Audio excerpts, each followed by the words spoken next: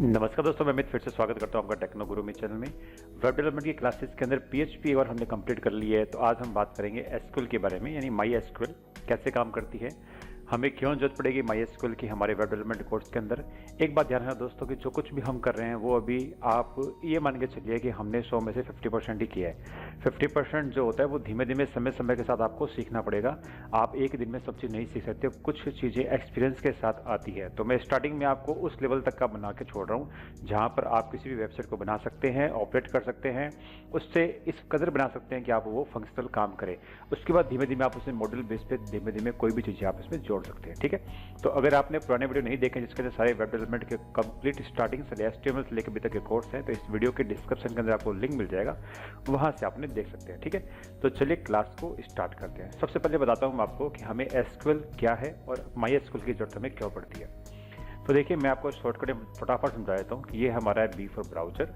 ठीक है, इस ब्राउजर के अंदर हम हमारा कॉन्टैक्ट फॉर्म या जो भी वेबसाइट होती है वो HTML, CSS, जावास्क्रिप्ट सब कुछ यहीं पर रन होती है और हमारे यहाँ पे वो डेटा हमें शो होता है। एक पिछली बार मैंने आपको बताया था कि एक हमारे पास में मेल फंक्शन हमने यूज किया था, तब यहाँ से डेटा कॉन्टैक्ट फॉर्म से कहाँ जा रहा था, इस M4 मेल में जा रहा था और हमारे पास में रिकॉर्ड आ रहा था कि कौन सा व्यक्ति किस चीज़ को हमारे पास में भेज रहा है। जैसे उसने कोई क्वेरी भेजी तो मेल के अंदर हमारे पास आ रही थी। लेकिन मैंने आपको बताया था कि अगर ये चीज़ें हम S4 सर्वर के अंदर सेव करना चाहें तो हमें क्या चाहिएगा, एक सर्वर चाहिएगा और एक डेटाबेस लैंग्वेज चाहिएगी जो उस डेटा को सेव कर सके।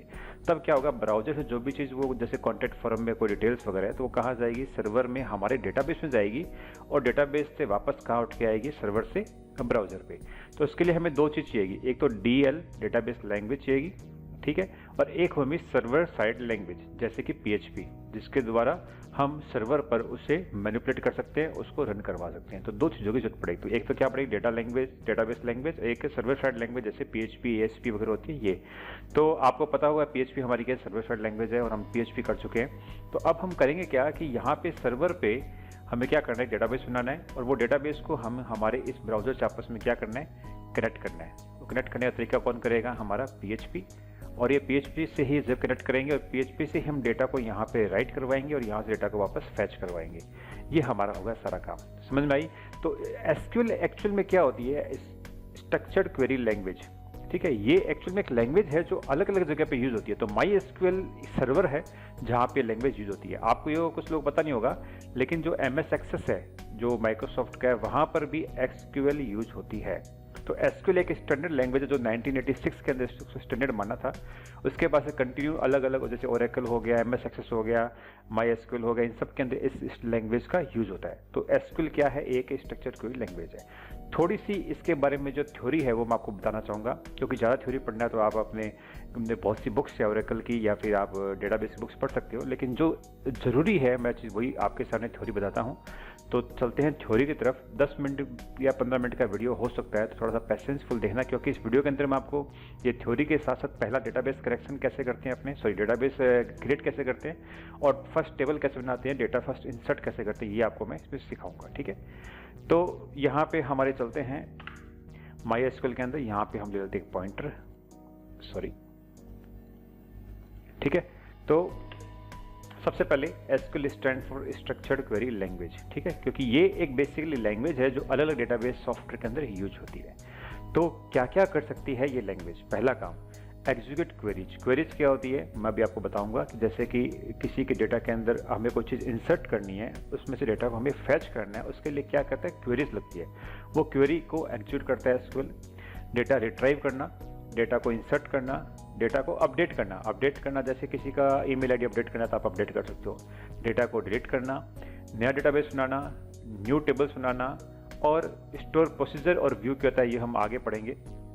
और उसके साथ में परमिशन सेट करना टेबल्स के ऊपर। ये सारे काम क्या कर सकता है, एसक्यूएल कर सकता है। इन सब की अलग अलग क्वेरीज होती है, फिक्स कमांड्स हैं जिसको आप मैनिपुलेट करते हो अपने हिसाब से।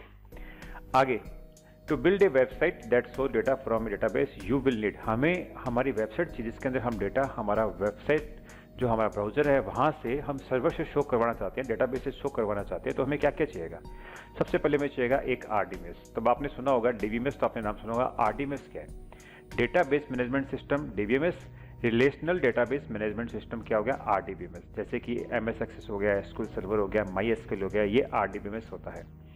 तो हमें एक तो ये चाहिएगा RDBMS एक हमें चाहिएगा server side scripting language like PHP और ASP, एक हमें चाहिएगी SQL जो लैंग्वेज, और इसे बोलते हैं query, select star from table name. इस प्रकार से सेलेक्ट कमांड लगा के हम क्वेरी लगाते हैं।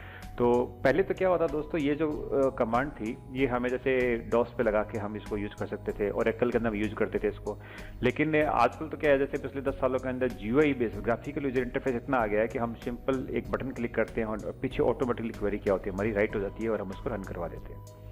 तो हमें क्या चाहिएगा, एक RDBMS चाहिएगा, जैसे MySQL हो गया, एक PHP लैंग्वेज हम सीख चुके हैं, ये क्वेरी SQL चाहिएगी, और हमें एक चाहिएगा HTML और CSS जिससे हम स्टाइलिंग करेंगे, जो भी हम सीख चुके हैं। इन 4 चीज़ों की जरूरत पड़ेगी। तो अब इसमें एक चीज़ देखते हैं कि RDBMS का कंसेप्ट क्या है। तो RDBMS का कंसेप्ट समझाने के लिए मैं आपको एक बार इसको तो हम हटा देते हैं, सॉरी ये रहा। तो हम RDBMS का कंसेप्ट समझाने के लिए आपको मैं क्या करता हूँ, एक चीज़ बता देता हूँ। जैसे फॉर एग्जांपल ये टेबल है, एक इसे बोलते हैं टेबल 1। इस टेबल का नाम है एम्प्लॉय बेसिक डिटेल्स, ठीक है। एक है हमारे पास टेबल 2।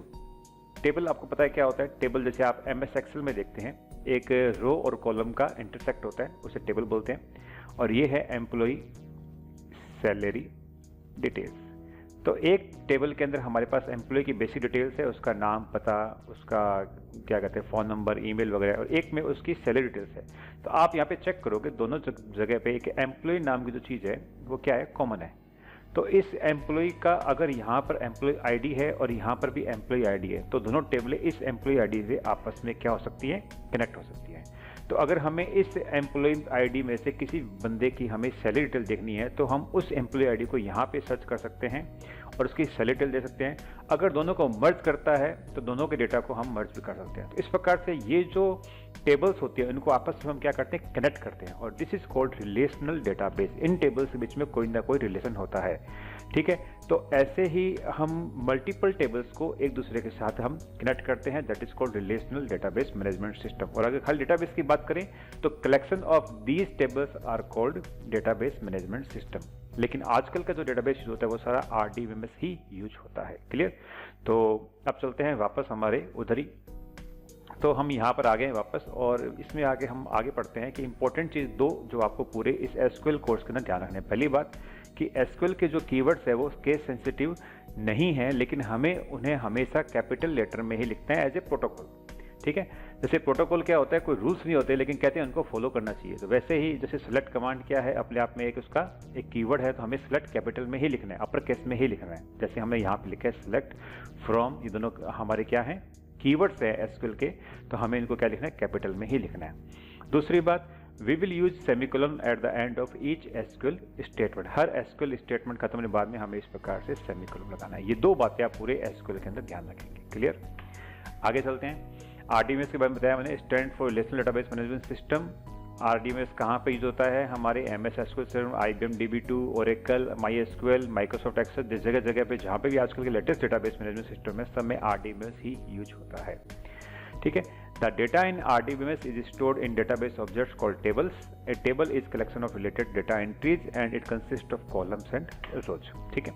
बता चुका हूँ आपको बेसिक SQL कमांड जिनसे आपका पाला पड़ेगा आगे के कोर्स के अंदर, और इन कमांड अगर आपने इतनी कमांडें सीख लेते हो तो लगभग आपका काम 90% पूरा हो जाता है। जैसे कि सिलेक्ट, किसी भी डेटाबेस में डेटा को बाहर निकालने के लिए, रिट्राइव करने के लिए सिलेक्ट, उसको अपडेट करने के लिए अपडेट कमांड, डिलीट करने के लिए डिलीट कमांड, डेटा इंसर्ट करने के लिए इंसर्ट इनटू, टेबल बनाने के लिए क्रिएट टेबल, डेटाबेस बनाने के लिए क्रिएट डेटाबेस, डेटाबेस को कुछ चेंजेस करने के लिए alter database, table create table आ गई, अल्टर टेबल आ गई, ड्रॉप टेबल आ गई, क्रिएट इंडेक्स, इंडेक्स बनाने के लिए क्रिएट इंडेक्स, और ड्रॉप करने के लिए इंडेक्स को ड्रॉप इंडेक्स। ये सब हम आगे के वीडियो में एक एक करके सीखेंगे। तो आपको बेसिकली पता हो गया होगा कि SQL हमारे क्या काम आते हैं और MySQL सर्वर हम क्यों यूज करते हैं। तो चलिए अभी स्टार्ट करते हैं हम कैसे हम इसको PHP में एडमिन को एक्सेस कर सकते हैं। तो उसके लिए सबसे पहले हम क्या करेंगे, जैम के अंदर हम स्टार्ट कर लेंगे अपाचे को और MySQL को, दोनों को हम स्टार्ट कर लेते हैं। और उसके बाद में यहाँ पर हम लिखते हैं हमारा लोकल होस्ट। एक बात ध्यान रखना, अगर आपके पास बिटनामी आप यूज कर रहे हो तो एक बार बिटनामी को बंद कर देना, कहीं आपके को दिक्कत नहीं दे। तो बिटनामी इसलिए क्योंकि मैंने पहले वर्डप्रेस की क्लासेस ली थी, तो उसमें कई लोगों को बिटनामी वर्डप्रेस अभी आपके पास में इंस्टॉल होगा। तो सिंपल करना क्या है, एक बार यहाँ पे जाइए बिटनमी वर्डप्रेस स्टैक में जाके इसको स्टॉप कर देना। थोड़ी देर टेम्परेरी स्टॉप हो जाएगा, जब वापस काम खत्म हो जाए तो स्टार्ट कर दे, अगर आपके दिक्कत दे तो, ठीक है, अदरवाइज इसको छेड़ने की जरूरत नहीं है। तो यहाँ पर हमें क्या करना है, यहाँ पे लिखना है PHP my admin, इसको ओके करना है। तो ऐसी एरर आपके सामने आ सकती है, अगर ऐसी एरर आपके सामने आती है तो इसे कैसे सोल्व करना है वो देख लीजिए। तो उसके लिए करना क्या है, आपको वापस से जैम में जाना है। यहाँ पर आपके सामने कॉन्फिग फाइल है, इस फाइल पे क्लिक करना है, my.ini पे क्लिक करना है, इसको करना है बड़ा। और यहाँ पे एक चीज़ लिखी होगी MySQL D, इसको नीचे इसमें एंटर करके यहाँ पे लिखना है skip-grant tables, skip-grant tables, इतना लिख के इसको कर देना है सेव, इसको कर देना है सेव। बस इतना ही काम था, इतनी छोटी सेटिंग करनी है। इसको कर वापस बंद और वापस से स्टार्ट, केवल एसक्यूएल को ही बंद करके स्टार्ट करना है। अब हम वापस से रिट्राई करते हैं, तो देखिए PHP my admin, तो ये देखिए हमारा PHP my admin ओपन हो चुका है। तो अगर वो प्रॉब्लम आपके सामने आ रही है तो छोटी सी फाइल में आप चेंजेस कर लेना, ठीक है। एक चीज़ और बता दूँ मैं आपको, एक अपनी जैम के अंदर यहाँ पे जो ये फाइल है कॉन्फिग फाइल, इसके अंदर PHP my admin फाइल है। यहाँ पर भी एक पासवर्ड जरूर लगा लेना। यहाँ पर एक रूट पासवर्ड है, RWT रूट यूजर है, उसका एक पासवर्ड आप यहाँ पे खाली हो, जैसे मैंने सेट कर रखा है amit1234@, ये पासवर्ड आप अपने यहाँ पे सेट कर लेना। वैसे पासवर्ड मेरा आगे जाके नहीं रहेगा, वीडियो बनाने के बाद मैं इसको चेंज कर दूंगा, तो आप भी अपने पासवर्ड को यहाँ पर हिडन रखते हुए इसको सही रूप से नया पासवर्ड लगा लें। क्लियर। तो अब यहाँ पे बात करते हैं हम कैसे हम डेटाबेस के अंदर आए हैं। तो डेटाबेस में हमने कैसे आए, PHP my admin हमने लिखा लोकल होस्ट के आगे। यहाँ पे हमारे देखो डेटाबेस कौन कौन से हैं हमारे पास, SQL स्टेटस क्या है उनका, यूजर अकाउंट कौन कौन से, डेटाबेस को इंपोर्ट एक्सपोर्ट कैसे करते हैं, सेटिंग कैसे हैं, ये चीज़ें धीमे धीमे हम जैसे जैसे आगे चलते जाएंगे वैसे हम एक एक चीज़ को देखते जाएंगे। लेफ्ट साइड में यहाँ पे सब डेटाबेसेस के नाम हैं आपके, जो भी आपको डेटाबेस चाहिए वो सब इधर हो जाएगा। हम क्या करते हैं, सबसे पहले एक नया डेटाबेस बनाते हैं, ठीक है। तो उसके लिए हमें क्या करना पड़ेगा, डेटाबेस में आए तो यहाँ पे क्रिएट डेटाबेस लिखा हुआ आ गया, आपको बनाना डेटाबेस। तो मैं यहाँ पे जो हमारी वेबसाइट है ल्यूक टाइपिंग प्रो, जो कि एक सॉफ्टवेयर है टाइपिंग का जो मेरे द्वारा मैनेज किया था, मैं उसकी वेबसाइट में डेटाबेस बनाना चाहता हूँ। तो ल्यूक टाइपिंग प्रो नाम से मैंने बनाया डेटाबेस और यहाँ पे हो गया क्रिएट। आप देख सकते हैं ये डेटाबेस यहाँ पर साइड में आ गया है। अब इसमें जितनी भी टेबल्स होगी वो सब इसके अंडर में आएगी। अभी देखो माइनस का साइन है, मैं इसको प्लस करूँगा कोई चेंज नहीं होगा क्योंकि हमारे इसके अंदर कोई भी टेबल नहीं है। तो मैं इसको ओपन करके यहाँ पे क्रिएट टेबल बनाऊँ। तो क्रिएट टेबल के लिए मैं सबसे पहले फॉर एग्जांपल कोई टेबल बनानी है जिसके अंदर मैं डेटा लेना चाह रहा हूँ, वो है यूजर का डेटा। तो मैं कहूँ यूजर डेटा। मैं क्या चाहूँगा कि यूजर की एक आईडी हो, उसकी एक उसका ईमेल आईडी हो और एक उसका हम नेम ले लेते हैं, 3 चीज़ ले लेते हैं, इतना इनफ है। तो ये हमने इसमें कॉलम ले लेते हैं 3, एक तो हो गया उसका आईडी, एक उसका नेम, एक उसकी ईमेल आईडी। उसको करते हैं गो करने से क्या होगा, ये हमारी क्रिएट जो टेबल है वो बन जाएगी। अब यहाँ पे जो फील्ड हैं इसके, वो फील्ड के बारे में भी आप देख लीजिए। स्टार्टिंग में हम आपको सिखाने के लिए बेसिक चीज़ बता रहा हूँ आपको।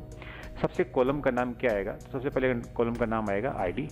जैसे मैंने आपको कहा था कि इसमें एम्प्लॉय आईडी है, तो आईडी क्या होती है, एक यूनिक प्राइमरी चीज़ होती है जिससे दोबारा हम किसी चीज़ को सर्च कर सकते हैं। और टाइप क्या होता है उसका, इंटीजर, वेरिएबल, टेक्स्ट, ये। लेकिन फिलहाल इंटीजर का मतलब उसमें न्यूमेरिकल वैल्यू आएगी।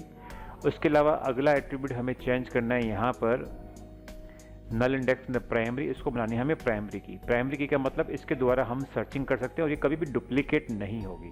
और एक आगे जो ये चेकबॉक्स, उसको आपको क्लिक करना है ऑटो इंक्रीमेंट। एक बार जैसे बता रहा हूँ वैसे करते जाइए, एक बार आपका कॉन्फिडेंस बिल्ड हो जाएगा, डेटाबेस बन जाएगा, उसके बाद धीमे धीमे हम इसमें चेंजेस करते रहेंगे, ठीक है। तो 4 चीज़ें इसमें लाइन में थी आपको। पहला नाम आपको देना है आईडी, उसका नाम कॉलम का, इंटीजर उसका टाइप, उसके बाद में प्राइमरी की बनाना है उसको ताकि वो यूनिक रहे, वो उसकी वैल्यू दोबारा चेंज नहीं हो। और उसमें ऑटो इंक्रीमेंट, जैसे 1 है 1 के बाद 2, 3, 4 ऑटोमेटिकली आईडी बढ़ती जाएगी। दूसरा कॉलम हम बना देते हैं उसका, चलो हम ऐसा करते हैं उसका ईमेल आईडी और पासवर्ड ले लेते हैं। नाम और ईमेल से तो क्या करेंगे, ईमेल और आईडी पासवर्ड लेते हैं ताकि उसको हम एक आईडी पासवर्ड उसका हम लेकर उसको वापस उसी के थ्रू में उसको लॉगिन करवा सकें। जैसे फॉर एग्जांपल हमने यहाँ पे ली ईमेल हमने लिया टेक्स्ट के अंदर और ऐसा लिया हमने एक पासवर्ड। फिलहाल पासवर्ड को टेक्स्ट में ही ले रहा हूँ, आगे जाके हम पासवर्ड को अलग तरीके से सेव करेंगे क्योंकि टेक्स्ट में पासवर्ड शो करना ज़्यादा सेफ नहीं है। लेकिन स्टार्टिंग में मैं आपको सिखाने के तरीके से जितना ईजी हो सकता है उतना ईजी करवा रहा हूँ। तो आईडी, ईमेल और पासवर्ड तीनों डालने हैं और यहाँ पर हमें करना है सेव करने से ये टेबल हमारी जो क्रिएट हो चुकी है, ये देखिए इसका पहला आईडी, इसके आगे देखो की का निशान आ गया। इसका मतलब क्या है, ये प्राइमरी की है, ईमेल पासवर्ड। इसके आईडी के थ्रू हम इसे क्या कर सकते हैं, सर्च कर सकते हैं। दूसरी बात, आईडी क्या होती है, यूनिक रहेगी, दोबारा वैसी वैसी नहीं होगी। इसके आगे लिखा भी हुआ है ऑटो इंक्रीमेंट, मतलब अपने आप आगे बढ़ती जाएगी। तो ये हमारा सब इस टेबल के बारे में। आप इस टेबल को ब्राउज चेंज कर सकते हैं, ड्रॉप मतलब इस टेबल को ड्रॉप कर सकते हैं, डिलीट कर सकते हैं, यूनिक इंडेक्स, ये चीज़ें हम बाद में करेंगे। फिलहाल हम ऊपर देखते हैं तो ब्राउज, एसक्यूएल, सर्च, इंसर्ट। अगर इसमें हम डेटा इंसर्ट करना है, अभी मैं डेटा क्या कर रहा हूँ, मैनुअली इंसर्ट कर रहा हूँ, तो मैं यहाँ पे इंसर्ट पे क्लिक करूँगा। उसके बाद में नेक्स्ट लेसन में हम डेटाबेस कनेक्शन करेंगे। उसके नेक्स्ट लेसन में डेटा हम जो डायरेक्ट PHP की फाइल से हम इसमें इंसर्ट करवाना सीखेंगे। क्लियर? तो पहला तो आईडी है, इसको मैं ब्लैंक छोड़ देता हूँ क्योंकि ऑटोमेटिकली ये तो इंक्रीमेंट होती रहेगी। और ईमेल है, फॉर एग्जांपल technoguruamit@, हमने यूजर की ईमेल डाली और यहाँ पर उसका पासवर्ड डाला 1 2 3 4 5 6, पासवर्ड डाल के इसको हमने कर दिया गो। तो ये देखो ऊपर आप चीज़ देखो जो मैंने बताई थी आपको, इंसर्ट इनटू कमांड होती है किसके लिए, इंसर्ट करने के लिए। तो insert into user data, table का नाम। तो मैंने आपको याद है अभी थोड़ी देर पहले जब मैंने आपको जैसे हमारा जो थ्योरी बताई थी उसमें मैंने आपको बताया था कि किस प्रकार से कमांडें काम करती। देखो हुआ क्या है, वो कमांड ही लिखी गई है, इंसर्ट इनटू यूजर डेटा। उसके 3 कॉलम में डेटा भरना है, आईडी में, ईमेल में, पासवर्ड में। वैल्यूज कौन सी होगी, आईडी में नल क्योंकि वो ऑटोमेटिकली इंक्रीमेंट होगा, ईमेल में आ जाएगा technoguruamit@gmail.com और पासवर्ड में 1 2 3 4 5 6। ये ही कमांड ऑटोमेटिकली पीछे रन हुई है। आप चाहे इसको लिखकर यहाँ पर रन करवाओ, चाहिए ऑटोमेटिकली, ये ग्राफिकल यूजर इंटरफेस के जरिए आपने इसे डायरेक्ट रन करवा दिया, एक ही बात है। तो अब हमारे पास में क्या हो चुका है, डेटा हमारे पास में आ चुका है। आप करो ब्राउज पे क्लिक, ब्राउज पे क्लिक करोगे तो आपके सामने डेटा आ गया होगा। ये देखो डेटा आ गया आपके सामने, 1 technoguruamit 1 2 3 4 5 6। अगर मैं एक और इंसर्ट करता हूँ यहाँ पर, ठीक है, अभी देखिए amitmcm1@gmail.com, सॉरी gmail.com। उसके बाद में एक और करके मैंने यहाँ पे गो कर दिया। अब करता हूँ ब्राउज, तो आप देखिए यहाँ पे ऑटोमेटिकली 2 आ गया। आईडी क्या हो रही है, ऑटोमेटिकली इंक्रीज हो रही है, डेटा हमारे पास में बढ़ता जा रहा है। तो इस प्रकार से हम किसी भी जो PHP में एडमिन को यूज करेंगे तो डेटाबेस बना सकते हैं, उसके अंदर टेबल्स बना सकते हैं। अब आप क्या करिए, आपका पहला टास्क ये रहेगा कि आप इसको चेक करिए, PHP एडमिन यहाँ तक पहुँचाइए, पहुँचने के बाद आप डेटाबेस बनाइए, उस डेटाबेस को आप आगे तक अपने साथ में लेके चलिए और उसके जो भी टेबल्स होगी ये हम टेबल्स बनाएंगे। बाद में हम इसको एक्सपोर्ट इंपोर्ट करना और कुछ चेंजेस करना वो भी हम करेंगे। तो यहाँ पे अगर इस पूरी जैसे ये टेबल है इसको आपको डिलीट करना है या फिर डेटा को डिलीट करना है तो कैसे करोगे, यहाँ से डेटा को सेलेक्ट किया, यहाँ से करा डिलीट, कितना ईजी काम हो गया। अब जैसे आपको टेबल को डिलीट करना है तो टेबल देखो आपके सामने टेबल आई हुई है, यूजर डेटा टेबल। ये आपको ल्यू टाइपिंग प्रो पे क्लिक किया तो टेबल आ गई यूजर, आप इस पर क्लिक करिए और इसके आगे ड्रॉप है, इस पर क्लिक कर दीजिए, ये आपकी टेबल पूरी डिलीट हो गई। आपको लगता है कि मुझे इस पूरे ल्यू टाइपिंग प्रो जो हमारा डेटाबेस है इसी को पूरे हमें क्या करना है, हमें आपको डिलीट करना है। तो आप इस पर आई, न्यू पे आपने क्लिक किया, सारे डेटाबेस का नाम आ गया, आपने यहाँ पे क्लिक किया इसको और इसको यहाँ से कर दिया ड्रॉप, ड्रॉप हो गया। क्लियर? तो सिंपल तरीका वापस आपको करना है, आपको डेटाबेस बनाना है, उसके अंदर की टेबल बनानी है, टेबल के अंदर आपको डेटा वैल्यू डालनी है और इसे रन करके देखना है प्रॉपर रन हो रहा है। तो अगर कोई समस्या आती है तो आप इस 2 फाइलों में जो चेंजेस बताए थे वो आप चेंज जरूर कर लेना। नेक्स्ट वीडियो में हम करेंगे कैसे हम MySQL को कनेक्ट करते हैं PHP की फाइल में स्क्रिप्टिंग में लिखकर, और उसके बाद में नेक्स्ट वीडियो में हम करेंगे डेटा को इंसर्ट और फैच करना। ठीक है, तो देखते टेक्नोगुरुमित, मिलेंगे नेक्स्ट वीडियो में। धन्यवाद।